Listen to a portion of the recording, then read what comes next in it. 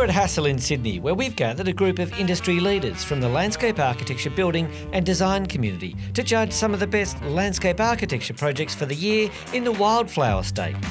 What a range of projects we have in WA, from the very smallest garden with great care and craft right through to the really big projects that are transforming Perth as we know it. We're looking for projects that demonstrate high quality design, and WA delivers.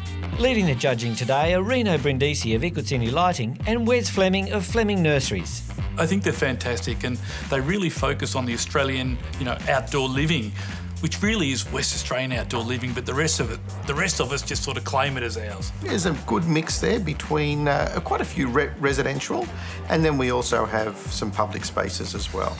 Hassel's John Hazelwood adored this unusual project, a carefully crafted mini golf course. What fun! I could see myself down there barefoot with a putter and a beer in hand.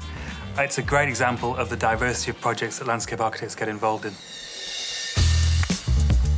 This is large-scale landscape on a mini scale. I'm going into the... Well, Kirsten, this is very different. Thanks. Yeah, it is very different for a landscape architecture project. It's pretty exciting and something different for our firm. Should we have a go? Yeah, definitely. Oh, you've done this before. A few times. The 18-hole mini golf was designed to fit in with the broader Wembley golf course, Right. I suppose, landscape feel. So it's very much got that natural planting palette to fit in with the existing trees. We've got some water bodies that run through that kind of link with the main lakes. So this process is quite complex. It's not just about dumping soil and putting on some grass and hoping for the best. Yes, it was very complex. We obviously had quite a select site to work within. We couldn't expand into the greater golf course holes. Everything kind of varies in terms of levels as well. We've got a sloping site, we've got retained trees that we needed to keep. There is a lot of rock work on site. That's for retaining, but it's also to work as a bit of a playing edge to the mini golf courses themselves as well.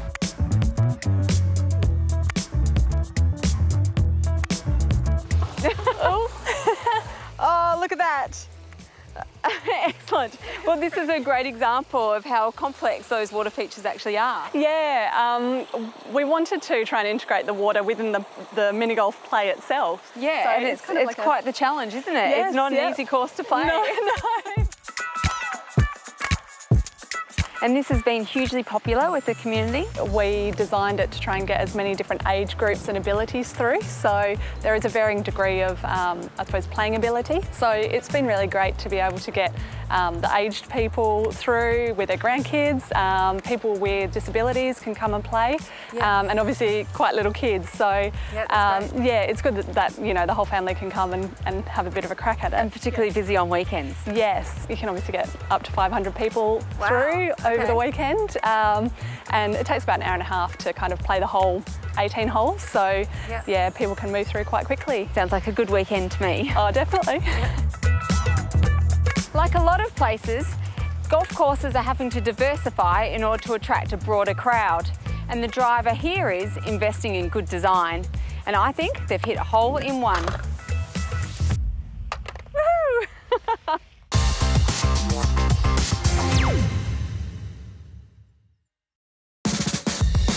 We're judging the top landscape architecture projects for the year in Western Australia. Next up, number 5. There's some beautiful detailing in the project, in particular the inside and outside spaces, the way it leads to a sunken courtyard that takes full advantage of those sweeping Swan River views.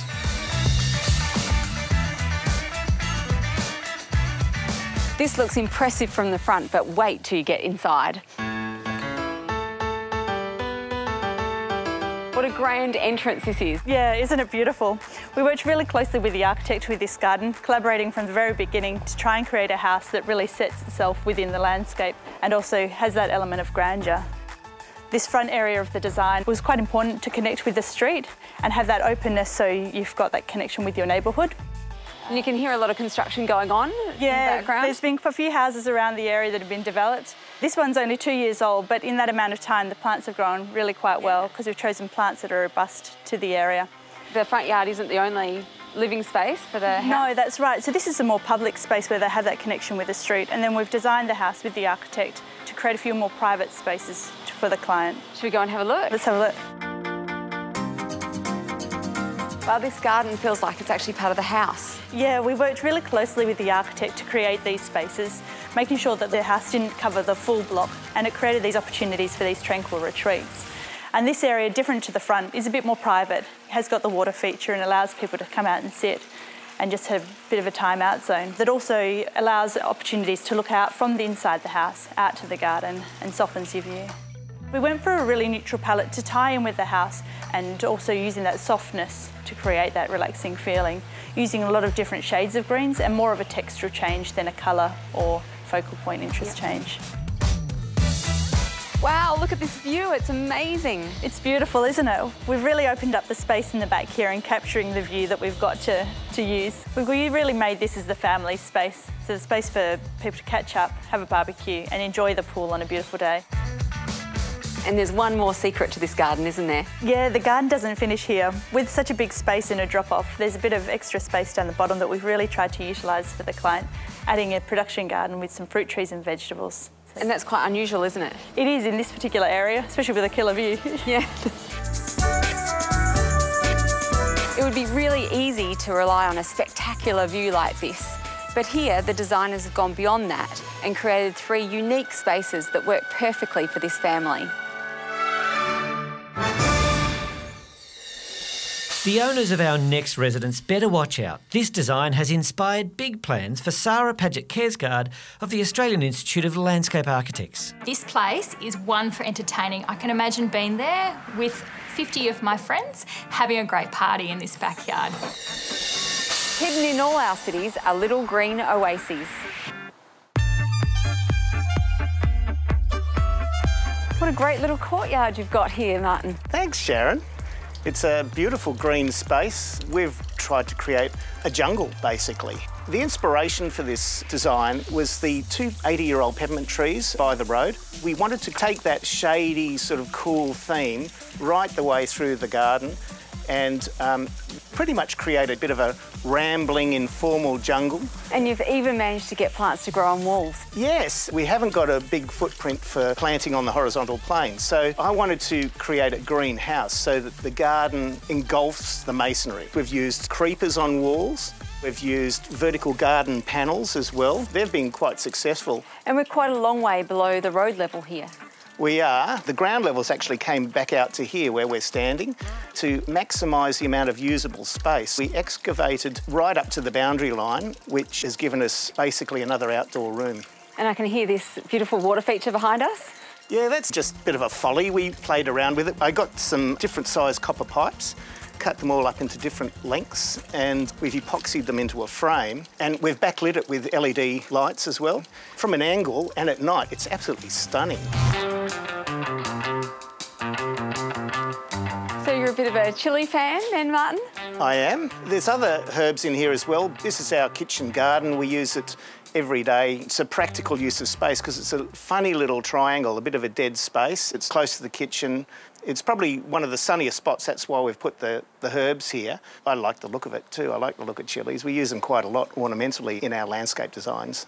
We use fragrant plants as well to give another sensory experience. We've used these Brazilian jasmines here, which are a magnificent sweet smell. We've also used night-scented jasmine as well, which is almost overwhelming at night in the summer.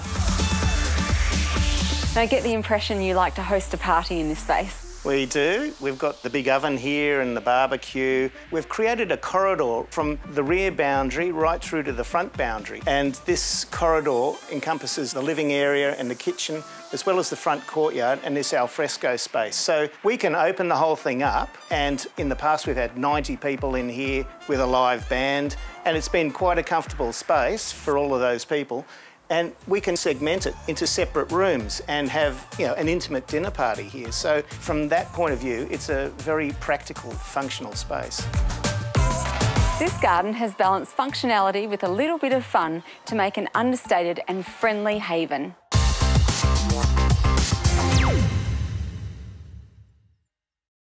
We're counting down the top landscape architecture projects for the year in Western Australia. In this series, we're ultimately looking for the best landscape architecture project in Australia this year. So at the end of the series, we'll have a national best of the best, where we'll take today's winner, along with the other winners from each of the states, who will be up against some of the judges' favourites. Hassel was involved in our next project, so John Hazelwood sat out of the discussion, while Sarah Paget-Kersgaard praised this high-end oasis. In the most isolated city in the world, here you've got your hashtag landscape. Being on the water, in the water, that is what people of Perth love to do. When you're asked to design a pool for a luxury hotel, it's about more than just swimming. So where do you even begin with a project of this scale?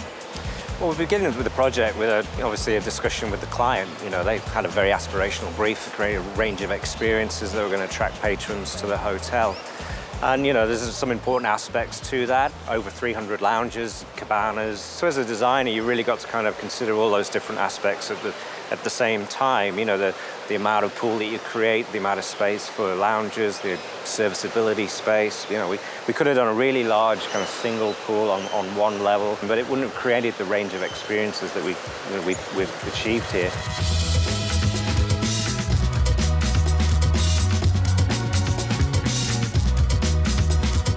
As part of the design, it was important for us to consider how the pool deck looked from above. And, you know, it's really interesting to see the amount of photographs that have been taken showing these winding pool forms, how they connect to the existing hotel, and then showing the river and the city and the sunset in the background. So it's been a fantastic kind of outcome from that point of view. And tell me about some of the material choices that you've made. We've tried to create a palette here that kind of speaks to the place where we are. We've used Western Australian stone. We've used a granite that is appropriate for a pool deck environment, really nice high quality hardware in granite. And obviously the planting is very lush. One of the interesting aspects was that we've transplanted palm trees that were on the existing car park. This used to be a car park before we turned it into what you can see now. So this is a very special enclave. Yeah, and this is the VIP area with the cabanas and the infinity pool. What we've tried to do is create a range of spaces throughout the pool deck for different types of patrons, from very kind of special luxury spaces to splash around pool for the families. We've got the multi-tiered deck spaces, we've got the games rooms and the alfresco spaces and the bars and what have you. So there's a full range of kind of facilities here. And the staycation aspect of what's happened since Crown has opened has been really exciting. People are deciding just to come here for the weekend or a nice break, because this is special to Perth and special to Western Australia, and I think that's been one of the successes of the project. A modern measure of success can be a social media profile, and this glamorous design here has become one of the most Instagram spots in Perth. Next, our runner-up for Western Australia. It's by far the smallest project that we've had to judge, but it really goes to show how clever design on a small scale can actually enhance the space. This project is a great example of how we should look at garden design in the domestic sense, that plants have been used not just for their aesthetics, but to modify the microclimate of that house. So we don't need the air conditioner, we don't need power as much. It's the way of our future. Hidden behind this poinciana in parched Perth is a little suburban secret.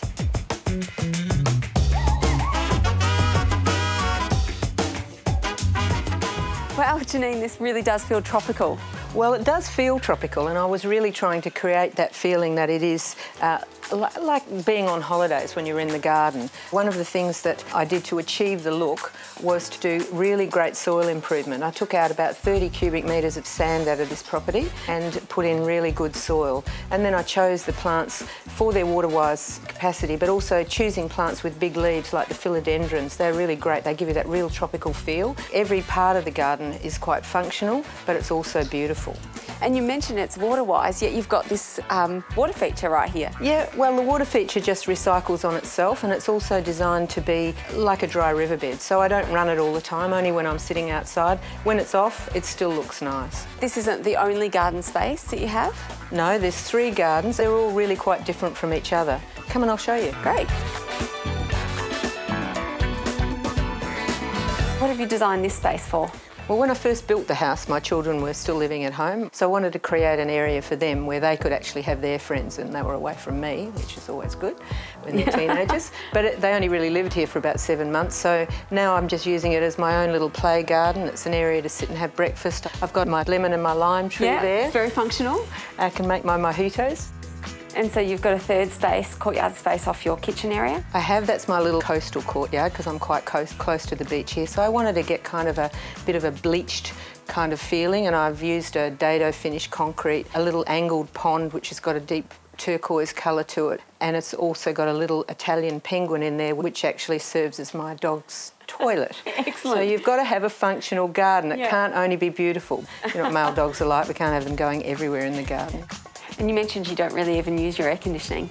No, I hardly ever use my air conditioning. In my office upstairs a little bit because I've got no plant canopy. But if I open up all the doors in the house, because of the way it's designed, that beautiful southwesterly wind that you don't want in winter will come right through into the front al fresco and cool that area.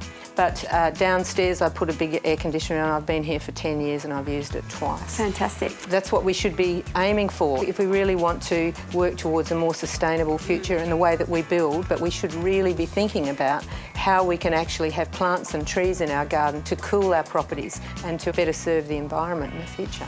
And of course all the design and thinking behind this garden comes down to this really. Absolutely, it comes down to looking like you didn't have to think about it at all because you can actually just sit in it and enjoy it. Well, congratulations, and your limes are delicious. Thank you. Cheers. Cheers.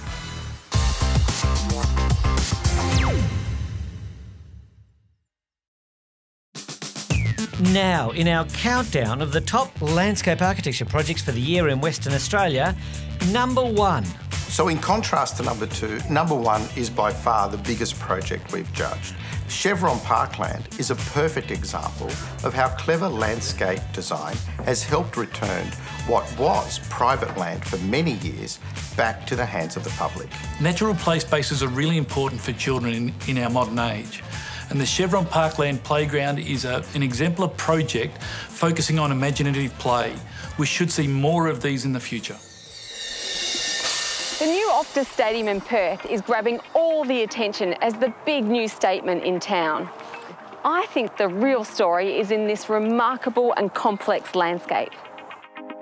The Stadium Park project for us was a fantastic opportunity to create this great resource on the eastern part of the city. One of the critical aspects of the park design was accommodating a range of people coming. 9,000 people are coming from this bridge here in the northern part of the site. There are 28,000 people arriving from the train stations and 14,500 from the new bridge on the south side. That's amazing. And it's not just a normal park though, is it? No, and it can't be a normal park because of the amount of people that are coming here and the range of elements that we need to include. One of the key aspects of the site was public art. This art piece here, The Wandering, really kind of sits itself nice within the landscape, and it creates these range of spaces and elements to view as you arrive through into the precinct itself. Public art really has been included throughout the site to enrich that experience and create that stronger sense of place. So what did this area used to be? Well, where we stood now used to be a rubbish tip, so it's a very contaminated part of the city. It was also a golf course for a long time, and it closed up to the community. But also, importantly, it used to be a significant site for the local indigenous people who used it for ceremonies, burials, fishing, and what have you. So what we really tried to do is heal the land, both physically and culturally.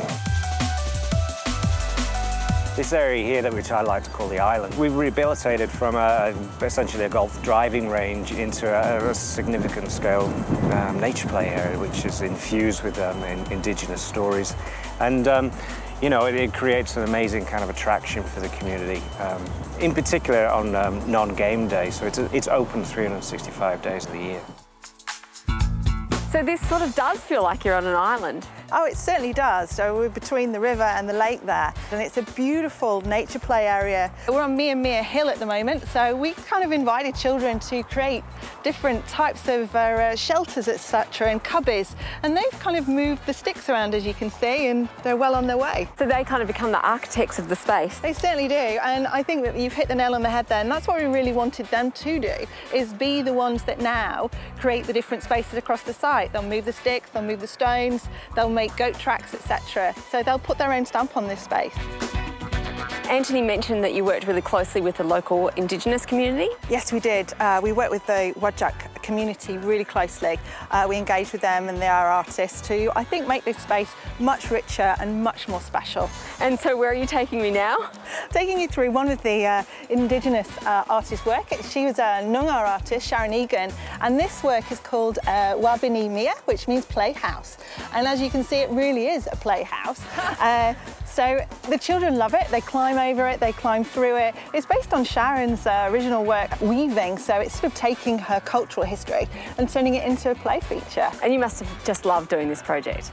I have, and I think that to me what it's all about as a landscape architect is after all this hard work, you've created something that you can really see the children absolutely loving and engaging with. And making it even more special for me is the fact that I bring my own child here now and he loves it. I really like what Anthony said about healing the landscape through design. This place has been returned to somewhere not just for the fans, but for everyone. Next week on Australia by Design Landscapes, we count down the top 6 landscape architecture projects for the year in our central states, South Australia and the Northern Territory.